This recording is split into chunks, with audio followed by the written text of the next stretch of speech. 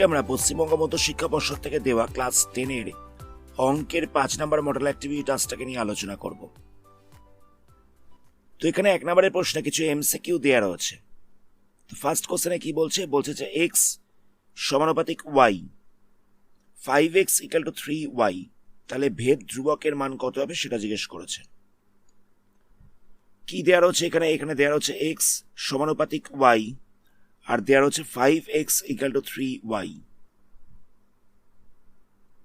তাহলে জিজ্ঞেস করছে ভেদ ধ্রুবকের মান কত হবে। তো আমরা কি করব? আমরা জানি যে সমানুপাতিক সাইন তুললে একটা ইকুয়াল টু দিয়ে কনস্ট্যান্ট বসে, সমানুপাতিক সাইনটা তুললে ইকুয়াল টু বসে আর একটা কনস্ট্যান্ট বসে। তো এখানে কেটা হচ্ছে ভেদ ধ্রুবক, কেটা হচ্ছে ভেদ ধ্রুবক। তো এখানে দেওয়া ছিল 5x = 3y। তো আমরা কি করব, এখান থেকে আমরা x এর ভ্যালুটা বার করছি। তো x = কত হবে? x = হয়ে যাবে 3/5y। তাহলে দেখো প্রথম যে সমানুপাতিটা দেওয়া ছিল সেখান থেকে আমরা পাচ্ছি x = ky, এখান থেকে আমরা পাচ্ছি x = ky। আবার দ্বিতীয় যে সম্পর্কটা দেওয়া ছিল সেখান থেকে পাচ্ছি x = 3/5y।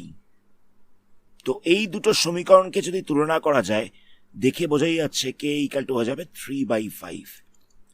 এই দুটো সমীকরণকে তুলনা করলে দেখে বোঝাই যাচ্ছে k = হয়ে যাবে 3/5। তাই লেখা যেতে পারে যে ভেদ ধ্রুবক হচ্ছে 3/5। তাহলে অপশন হচ্ছে ডি এরটা। পরে কোশ্চেনে কি বলছে দেখো, বলছে অমল 5,000 টাকা 9 মাসের জন্য দিয়েছিল আর ফতিমা দিয়েছিল 6,000 টাকা 5 মাসের জন্য। তো লাভ্যাংশের অনুপাত কত হবে?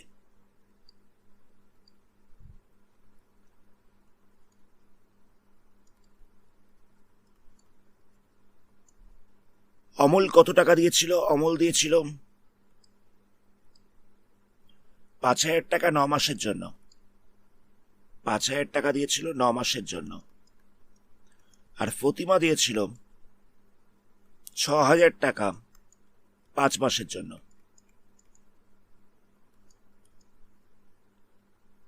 তো এদের লাভ্যাংশের অনুপাত বার করতে বলেছে। তো কি করব, এই দুটোকে মাল্টিপ্লাই করব। মাল্টিপ্লাই করলে হয়ে যাচ্ছে 4,5,000। আর এই দুটোকে মাল্টিপ্লাই করলে হয়ে যাচ্ছে 3,4,0। তো এখান থেকে 3টে করে শূন্য ক্যান্সেল করা যাবে, তাহলে কত হচ্ছে 45:30 হয়ে যাচ্ছে। নেক্সট আমরা 15 দিয়ে ক্যান্সেল করছি, তাহলে এখানটা পাওয়া যাচ্ছে 3:2।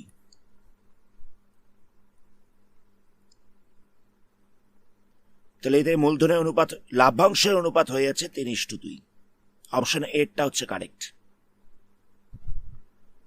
পরে কোশ্চেনে বলছে যে ও কেন্দ্রীয় বৃত্তের বহিস্থ একটা বিন্দু রয়েছে, সেটা হচ্ছে পি। তো সেই পি বিন্দু থেকে একটা স্পর্শক টানা হচ্ছে যেটা বৃত্তকে কিউ বিন্দুতে ছেদ করেছে। ছবিটা আঁকা যাক।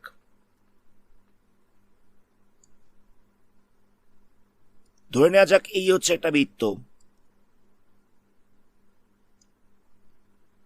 তো এই বৃত্তের কেন্দ্রটা হচ্ছে ও, বৃত্তের বাইরে একটা বিন্দু রয়েছে, সেই পয়েন্টটা হচ্ছে পি।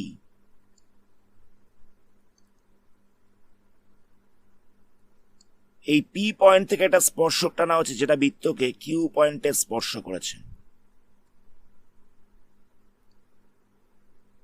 এবার বলছে ও কিউ 9 সেন্টিমিটার আর পিও হচ্ছে 15 সেন্টিমিটার।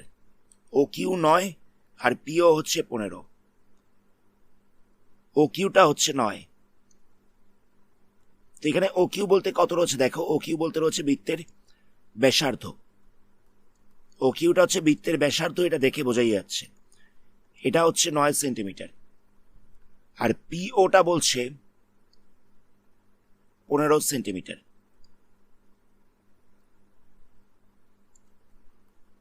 পিও হচ্ছে 15 সেন্টিমিটার।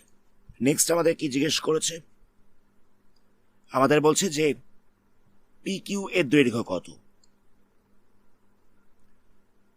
পি কিউ এর মাপটা জিজ্ঞেস করা হচ্ছে। তো কি করব, সবসময় মাথায় রাখবে যে একটা বৃত্তের স্পর্শক আর স্পর্শবিন্দুতে অঙ্কিত ব্যাসার্ধ পরস্পরকে 90 ডিগ্রি কোণে ছেদ করে। একটা বৃত্ত রয়েছে, সেই বৃত্তটার একটা স্পর্শক রয়েছে।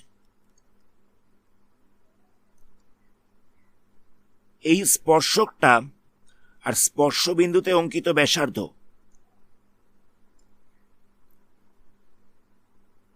পরস্পরকে 90 ডিগ্রি কোণে ছেদ করবে। কথাটা বুঝতে পারলে? আমি স্পর্শবিন্দু দিয়ে একটা ব্যাসার্ধ টেনেছি বৃত্তের,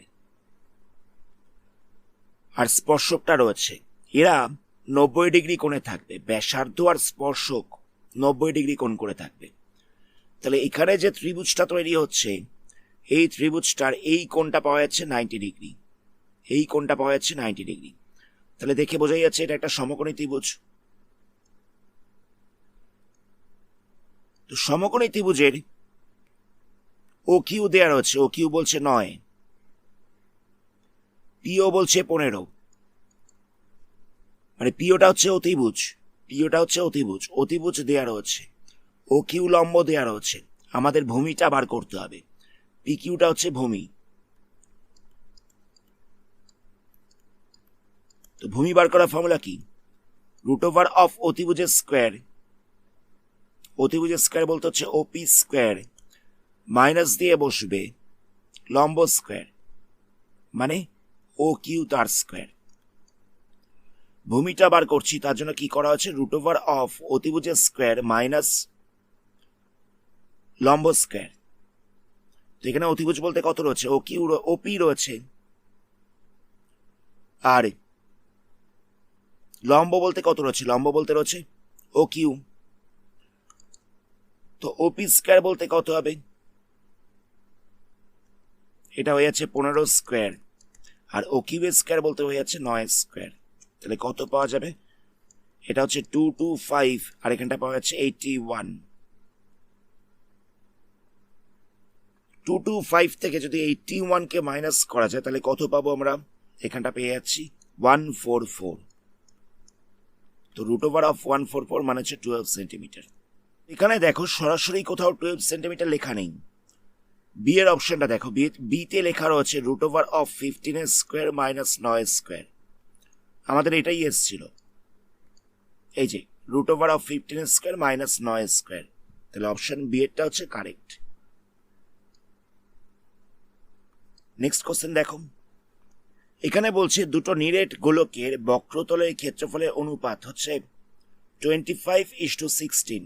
তাহলে বলছে এদের আয়তনের অনুপাত কত হবে?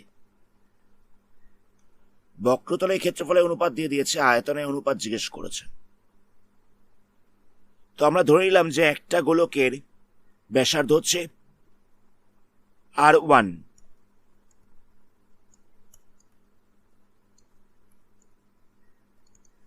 প্রথম গোলকের ব্যাসার্ধ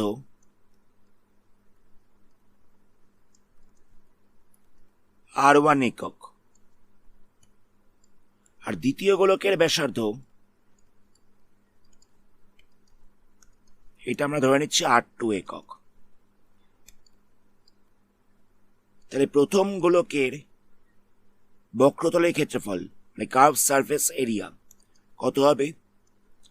4πr² হয়, তো এখানে আর এর জায়গায় R1 বসবে, তাহলে এখানটা হচ্ছে 4πr1², এত বর্গ একক। আর দ্বিতীয় গোলকের বক্রতলের ক্ষেত্রফল কত হবে?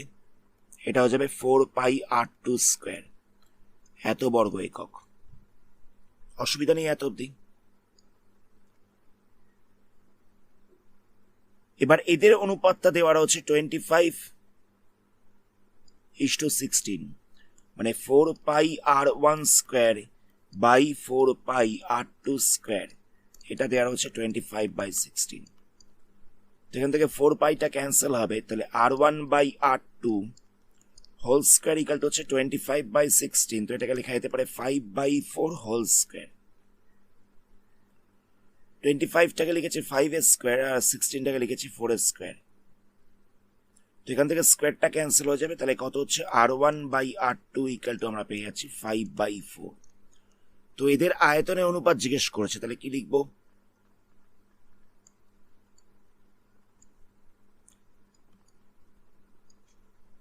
প্রথম গোলকের আয়তন হয়ে যাবে 4/3 পাই আর কিউব, হয়তো এখানটা লিখবো R1 কিউব, এত ঘন একক। আর দ্বিতীয় গোলকের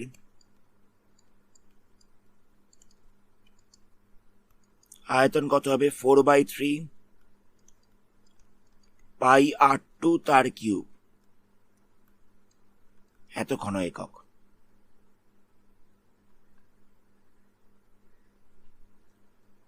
তো এদের অনুপাত বার করতে হবে, তাহলে এখানটা বসবে 4/3 পাই R1 কিউব বাই দিয়ে হচ্ছে 4/3 পাই R2 কিউব। আয়তনের অনুপাত বার করতে বলেছে, তাই এদেরকে রেশিও করে দেওয়া হচ্ছে বা বাই করে দেওয়া হচ্ছে, একই ব্যাপার। তো এখান থেকে 4/3 পাইটা ক্যান্সেল হয়ে যাবে, তাহলে কত হচ্ছে R1/R2 হোল কিউব হয়ে যাচ্ছে। তো R1/R2 এর ভ্যালু কত পাওয়া গেছে? এটা পাওয়া গেছে 5/4।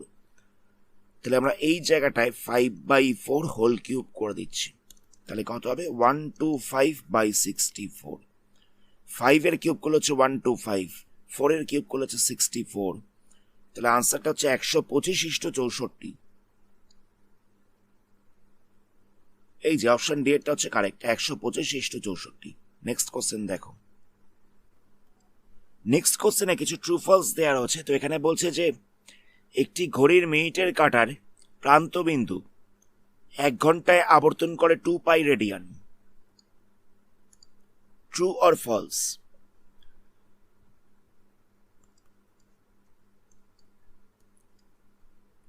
তো একটা মিনিটের কাঁটা 1 ঘন্টায় কতটা যাচ্ছে?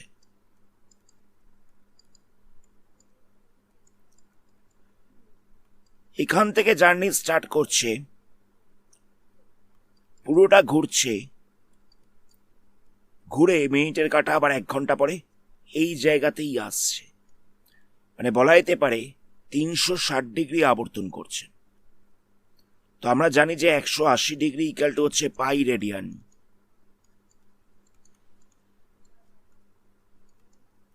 180 ডিগ্রি মানে হচ্ছে পাই রেডিয়ান, তো 1 ডিগ্রি মানে কত হবে? এটা হয়ে যাবে পাই/180 রেডিয়ান। তো আমি তো বললাম যে 360 ডিগ্রি ঘুরছে, 360 ডিগ্রি মানে কত রেডিয়ান হবে? পাই/180 ইন্টু 360। তো এখানে 180 দিয়ে ক্যান্সেল করব, তাহলে কত হচ্ছে? 180 দিয়ে ক্যান্সেল করলে এখানটা পড়ে থাকছে 2 পাই, তাহলে এটা হয়ে যাচ্ছে 2 পাই রেডিয়ান। তাহলে আমরা দেখতে পাচ্ছি যে একটা মিনিটের কাঁটা 1 ঘন্টায় 2 পাই রেডিয়ান আবর্তন করছে। আবর্তন করছে হচ্ছে 2 পাই রেডিয়ান। এবার যদি আমাদের জিজ্ঞেস করতো যে আবর্তন করে কত ডিগ্রি কোণ তৈরি করছে, তাহলে কিন্তু আনসারটা হতো -2 পাই রেডিয়ান। কেন? একটা কোণ যদি ঘড়ির কাঁটার বিপরীত দিকে ঘোরে তাহলে সেটা হবে পজিটিভ, ঘড়ির কাঁটার বিপরীত দিকে ঘুরলে সেটা হবে পজিটিভ, আর যদি ঘড়ির কাঁটার দিকে ঘোরে তাহলে সেটা হবে নেগেটিভ। তো একটা মিনিটের কাঁটা কোন দিকে ঘুরছে? ঘড়ির কাঁটার দিকে ঘুরছে, তাহলে হচ্ছে নেগেটিভ, আর যদি ঘড়ির কাঁটার বিপরীত দিকে ঘোরে তাহলে সেটা হবে পজিটিভ। তো এখানে আমরা দেখতে পাচ্ছি 2 পাই রেডিয়ান ঘুরছে, কিন্তু যদি অ্যাঙ্গেলটা জিজ্ঞেস করতো তাহলে আমরা লিখবো যে -2 পাই, অ্যাঙ্গেলটা হতো -2 পাই রেডিয়ান।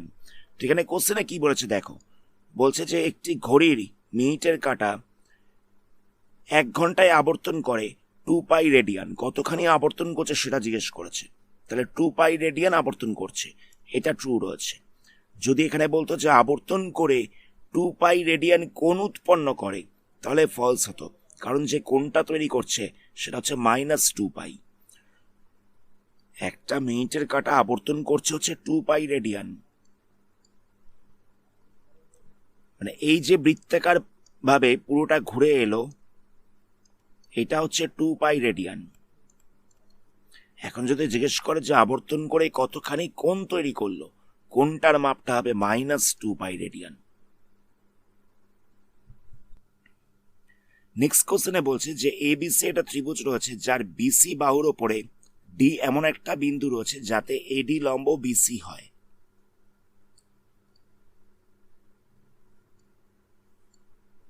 মানে এবিসি একটা ত্রিভুজ রয়েছে, এর বিসি বাহুর ওপরে ডি এমন একটা বিন্দু রয়েছে যাতে এডি লম্ব বিসি। কথাটা বুঝতে পারলে? এডিটা হচ্ছে বিসি এর ওপর লম্ব। আর কি বলছে দেখো, বলছে তাহলে এবিডি এটা সদিশ হবে সিএডি এর সাথে। এবিডি এই অ্যাঙ্গেলটা, এই ট্রায়াঙ্গেলটা সদিশ হবে সিএডি এর সাথে। তো এই স্টেটমেন্টটা ট্রু অর ফলস? এবিডি ট্রায়াঙ্গেলটা আর সিএডি ট্রায়াঙ্গেলটা সদিশ হতো যদি এবিসি একটা সমকোণী ত্রিভুজ হতো। এই দুটো ট্রায়াঙ্গেল সদিশ হতো যদি এবিসি একটা সমকোণী ত্রিভুজ হতো। তো এবিসি তো সমকোণী ত্রিভুজ এখানে কোথাও উল্লেখ করে দেওয়া নেই, তাহলে এই স্টেটমেন্টটা ফলস রয়েছে। নেক্সট কোশ্চেনে বলছে একটি লম্ববৃত্তাকার শঙ্কুর ব্যাসার্ধ, উচ্চতা এবং তির্যক উচ্চতা সর্বদা একটা সমকোণী ত্রিভুজের তিনখানা বাহু। এই স্টেটমেন্টটা ট্রু রয়েছে। একটা লম্ববৃত্তাকার শঙ্কু রয়েছে,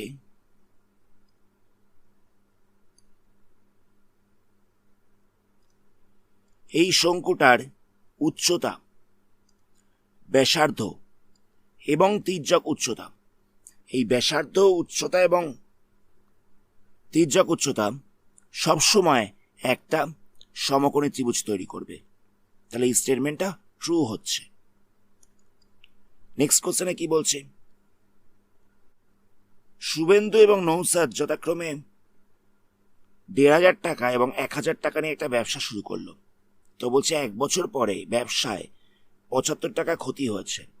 তাহলে বলছে শুভেন্দুর ক্ষতি হলো 30 টাকা। স্টেটমেন্টটা ট্রু অর ফলস এটা জিজ্ঞেস করেছে। তো এদের মূলধনের অনুপাত কত বলছিল?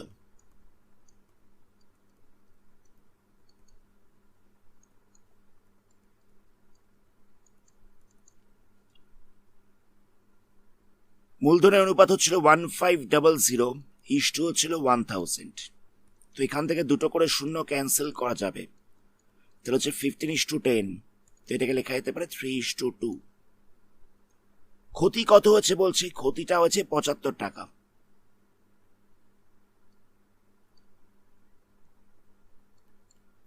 লস হয়েছে 75। তাহলে শুভেন্দু কত দেবে? শুভেন্দু কত টাকা দেবে?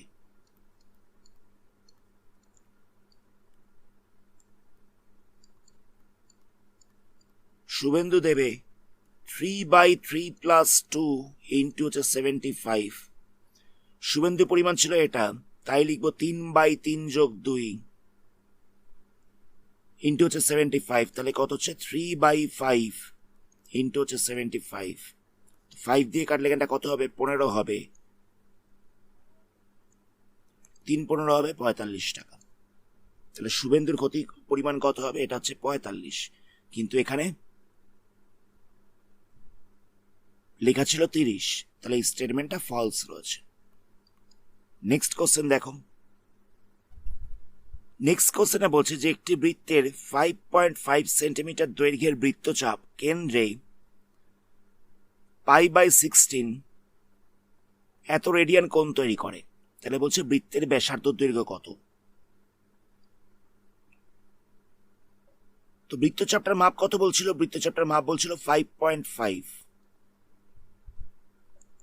মানে একটা বৃত্তচাপ রয়েছে, এটা ধরে নেওয়া যাক 5.5। এটা কেন্দ্রে তৈরি করছে π/16 রেডিয়ান। এই 5.5টা কেন্দ্রে তৈরি করছে π/16 রেডিয়ান। মানে এই অ্যাঙ্গেলটা হচ্ছে π/16। তাহলে বলছে বৃত্তের ব্যাসার্ধ কত। তো সবসময় মাথায় রাখবে একটা পূর্ণবৃত্ত সবসময় 2π রেডিয়ান কোণ তৈরি করে। একটা পূর্ণবৃত্ত কোণ তৈরি করে 2π রেডিয়ান।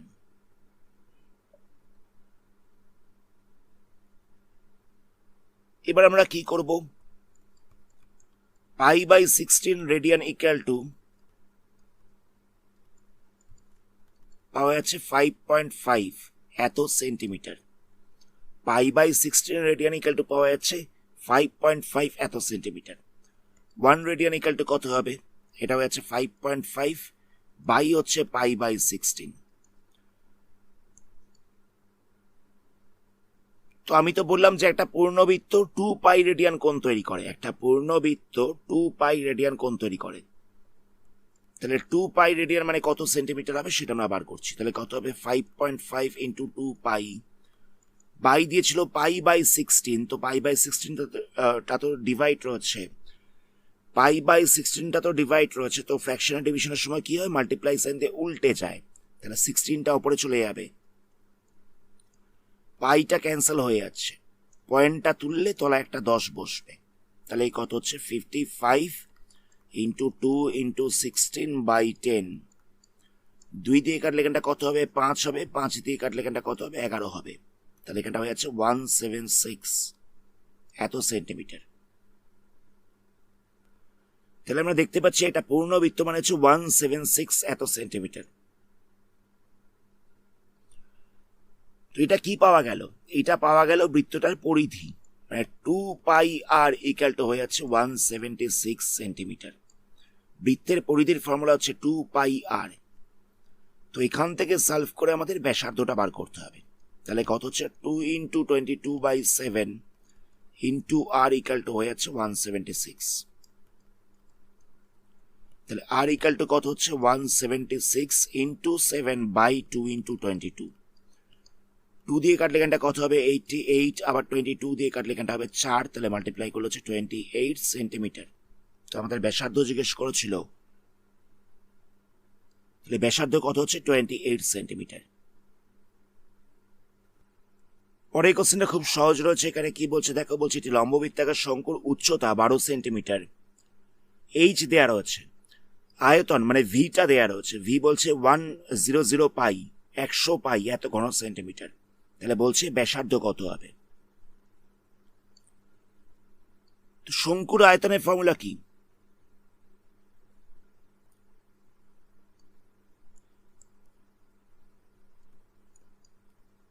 শঙ্কুর আয়তনের ফর্মুলা হচ্ছে 1/3 πr²h এত ঘন একক। এটা হচ্ছে শঙ্কুর আয়তনের ফর্মুলা। তো এখানে দেখো এইচ কত দেওয়া ছিল, এইচটা দেওয়া ছিল 12 সেন্টিমিটার, আর আয়তনটা দেওয়া হচ্ছে 100 পাই। তো আমরা কি করব, এইচ এর জায়গায় 12 বসিয়ে দিচ্ছি। এইচটা তো 12 দেওয়া ছিল, তাই এইচ এর জায়গায় 12 বসিয়ে দিচ্ছি। আর এই আয়তনটাই হয়ে যাচ্ছে কত, এই আয়তনটা হয়ে যাচ্ছে 100 পাই।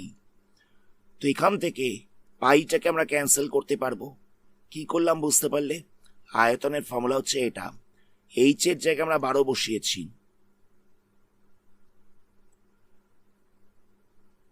আর এই আয়তন ইকুয়াল টু দেওয়া হচ্ছে 100 পাই। তো এখান থেকে পাইটা ক্যান্সেল হচ্ছে, 3 দিয়ে কাটলে এখানটা কত হচ্ছে 4 পড়ে থাকবে। তাহলে r² ইকুয়াল টু কত হবে 100/4। 4টা পাশে মাল্টিপ্লাই রয়েছে, সাইড চেঞ্জ করলে ডিভাইড হয়ে যাবে। কাটলে কত হচ্ছে 25 পড়ে থাকবে।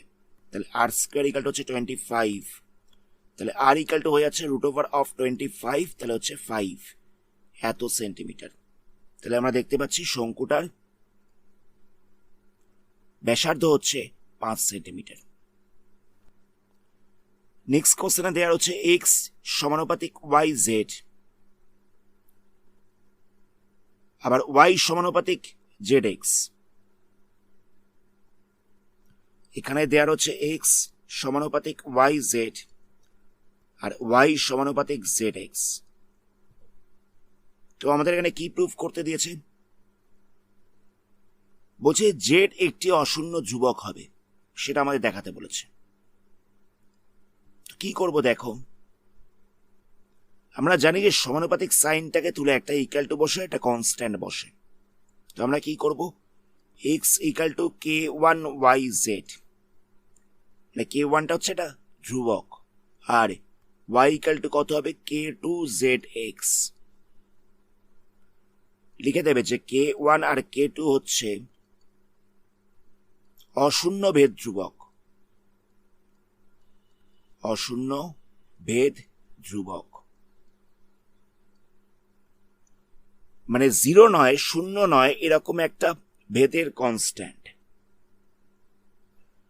তো এখান থেকে আমরা কি করব, প্রথমটা থেকে আমরা এক্স বাই ওয়াই কত হয় সেটা বার করছি, মানে ওয়াইটাকে এপাশে নিয়ে এসে ডিভাইড করছি। ওয়াইটাকে যদি এপাশে না ডিভাইড করা যায় তাহলে কত পাওয়া যাবে, k1 ইন্টু জেড পাওয়া যাবে। এটা হচ্ছে 1 নাম্বার সমীকরণ।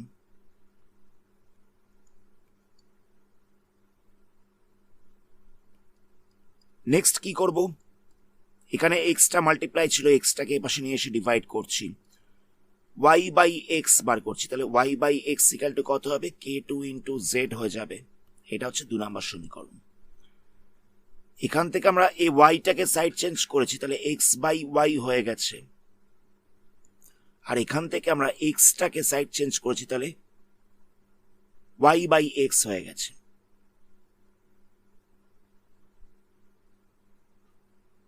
নেক্সট আমরা কি করব, একের সাথে 2টাকে গুণ করছি, তাহলে কত হবে, লেফট সাইডে ছিল এক্স বাই ওয়াই, এর সাথে মাল্টিপ্লাই হচ্ছে ওয়াই বাই এক্স, আবার এখানে হচ্ছে k1 ইন্টু জেড ইন্টু হচ্ছে k2 ইন্টু জেড। কি করলাম বুঝতে পারলে, এটার সাথে এটা গুণ হয়েছে, আবার এটার সাথে এটা গুণ হয়েছে, মাল্টিপ্লাই করলে তো এটাই হবে। ফার্স্ট ইকুয়েশনের এলএইচএস এর সাথে পরেরটার এলএইচএস মাল্টিপ্লাই হয়েছে, আর সেকেন্ড ইকুয়েশনের আরএইচএস এর সাথে ফার্স্ট ইকুয়েশনের আরএইচএসটা মাল্টিপ্লাই হয়েছে। তো এখান থেকে ওয়াইটা ক্যান্সেল হবে, এক্সটাও ক্যান্সেল হবে, তাহলে কত হচ্ছে, এখানটা পাওয়া যাচ্ছে লেফট সাইডে 1 পড়ে থাকছে, 1 equal to k1 into k2 into Z square, এটা পাওয়া যাচ্ছে। লেফট সাইডে পড়ে থাকছে 1, রাইট সাইডে পড়ে থাকছে k1 into k2 into Z square. তো এটাকে আমরা যদি ঘুরিয়ে লিখি তাহলে কত হবে, k1 into k2 into Z square equal two হচ্ছে 1, তাহলে জেড স্কোয়ার ইকুয়াল টু কত হচ্ছে 1 by k1 into k2, z square equal to হয়ে যাচ্ছে 1 বাই k1 ইন্টু k2। এবার যদি বোথ সাইডে রুট ওভার করে দেওয়া যায় তাহলে জেড ইকুয়াল টু কত হবে, root over of 1 by k1 into k2। তো দেখো এখানটায় পাওয়া গেছে 1 by root over k1 into k2,